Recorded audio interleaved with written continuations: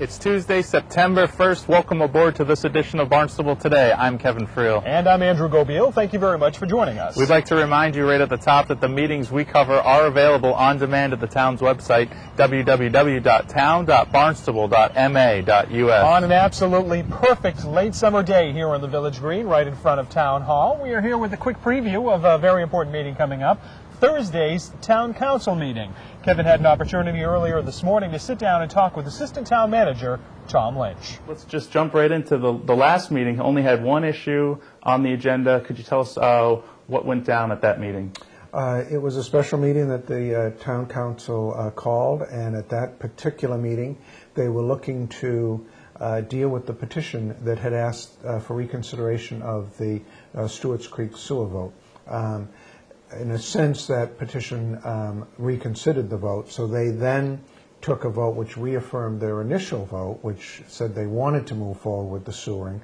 Once the council took that action, that meant that the question would be put before the voters, and then there was a motion made, seconded and approved, to have a special election on October 13th to deal with that particular issue.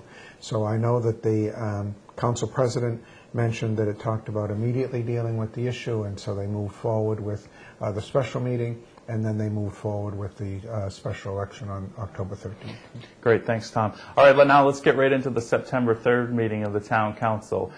Kicking things off, there are some recognition and some awards that will be taking place. Tom, why don't we talk about the Lifeguard team recognition? Yeah, there are actually, four things happening prior to getting into the orders of the day. And the first one is we're going to recognize the Barnstable Lifeguards for coming in first on the lifeguard competition in what they call the non-surf town areas. And 11 towns competed.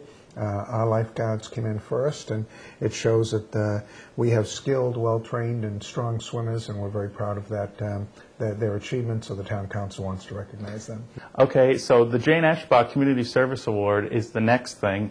Could you tell us who Jane Eschbaugh is for people who might not know, and why this award? Jane Eschbaugh was a citizen from the village of Osterville who served on the Town Council, passed away a few years ago, and trying to recognize her achievements and her commitment to public service, they created a community service award, and there's a committee.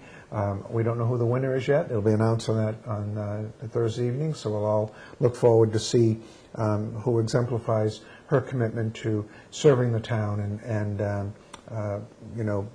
being an active citizen. So this is Suicide Prevention Week upcoming as school gets back underway. Tom, what does this mean for the town? This is a proclamation that is basically trying to say,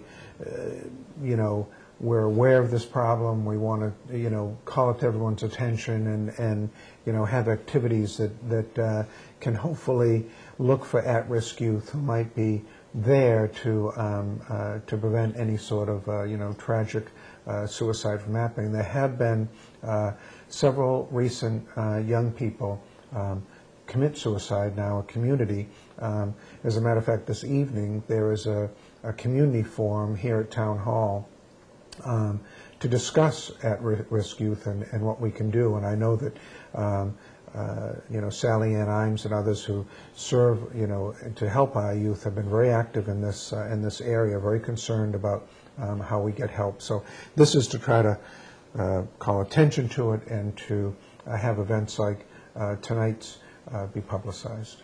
Tom, moving on, we have a Coastal Resource Management Plan presentation. We discussed this at our last Town Council preview. Could you talk about this presentation? Yes, they are in the process of wrapping up their report. They've been working now for over a year, trying to resolve the shellfish, docks and piers, and how we maintain a balance between those two competing interests.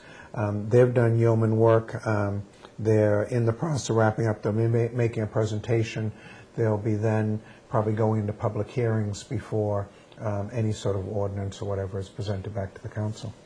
All right, now let's jump into the agenda for September 3rd. The first appropriation order is for the Coastal Resource Management Plan, which we were just talking about. Same here. It's $14,000 to try to wrap up the work that the town council had asked to be done, and that's for staff and review of previous reports that were put together. The second item is something that we've discussed previously that's back on the agenda again. It's for energy efficiency improvements at the Water Pollution Control Facility. Could you tell us why we're looking at water pollution control for these energy efficiencies, and anything else you'd like to add to it? We've gotten stimulus money to the tune of $7.65 million to provide both photovoltaic and wind power out at the facility. It's estimated that if we were able to build 3 to 4 turbines, put in the photovoltaic, would probably save $200,000 a year ongoing in electricity costs out there. We're very excited about this opportunity. It's a total grant. The last item on the agenda is the Community Preservation Fund set aside for open space. Could you tell us about this?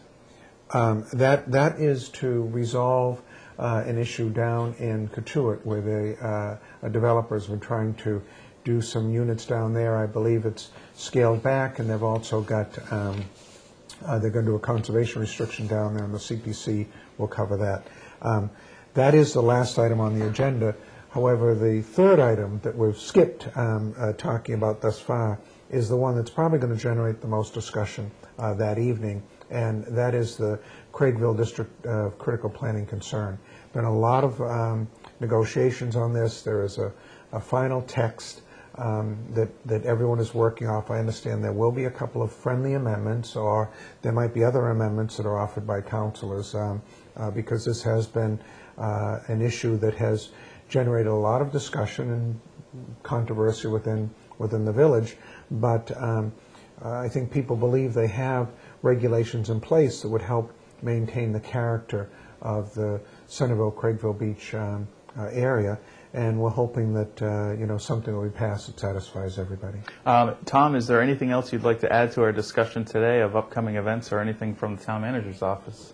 Just to say that people may have seen recently that there are some local option taxes that could be voted for hotel and meals, and that there was a deadline for that. Basically, the legislature did give cities and towns the opportunity to increase the meals tax and a hotel and motel tax, and to keep that revenue locally. There are a series of deadlines where if you need to have voted it by today in order for it to take place, say, in October. There'll be another deadline if you want it to take place in January, and then so on down the line for each of the quarters that would be coming up. Barnstable will no doubt be looking at this as an option, talking to the business community and others and holding public hearings if the council so deems. But we're going to look at it in the context of the overall budget. Once again, Assistant Town Manager Tom Lynch, along with our own intrepid Kevin Friel. Let's take a look at some of the meetings going on this week. Conservation Commission hearing at 6:30 Tuesday night, September 1st, in the Selectmen's Conference Room. On Wednesday, September 2nd, the Highness Main Street Waterfront Historic District Commission has a meeting at 7 o'clock in the Selectmen's Conference Room. And the Town Council meets at 7 o'clock in the Town Hall Hearing Room on Thursday, September 3rd. Thanks for joining us today. I'm Kevin Friel. And I'm Andrew Gobiel. Have a great day.